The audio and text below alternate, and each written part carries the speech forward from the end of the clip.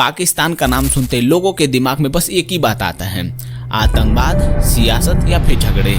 लेकिन कराची के बीचों बीच एक ऐसी जगह है जो इन सब चीजों से बहुत ही अलग है।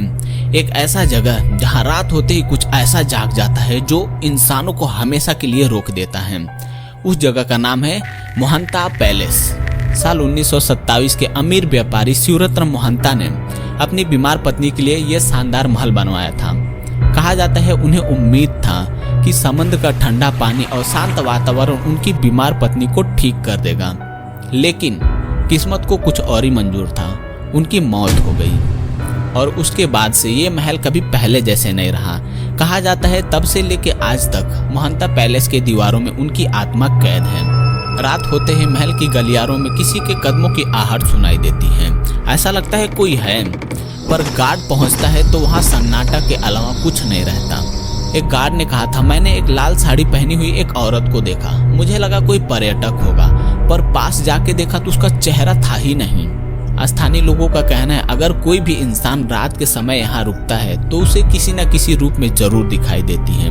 कभी हवाओं में उसकी हंसी, कभी शीशों में उसका चेहरा, तो कभी कमरों के कोने में किसी की परछाई दिखाई देती है। और सबसे डरावनी बात, एक बार मोहंता की पत्नी की लगी दीवारों में तस्वीर अचानक से गिर गई।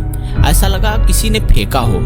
ये सब सुनने के बाद कुछ पैरानॉर्मल एक्सपर्ट्स इस जगह की जांच करने आए। जांच करते टाइम उनके मशीन में कुछ अजीब सा सिग्नल मिला। सिग्नल मिलते ही कमरे का तापमान 15 डिग्री तक गिर गया।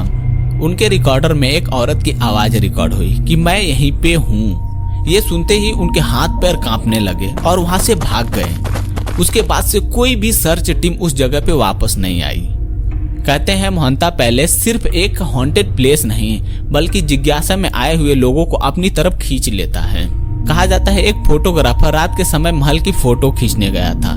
कैमरा उसका ऑन था, लेकिन अचानक से ब्लैकआउट हो गया, कैमरा बंद हो गया। उसे कुछ भी समझ में नहीं आया। फिर वो कैमरे की फोटो बारी बारी से चेक करने लगा तो उसमें एक फोटो उसको दिखा जिसमें उसके पीछे एक औरत खड़ी थी।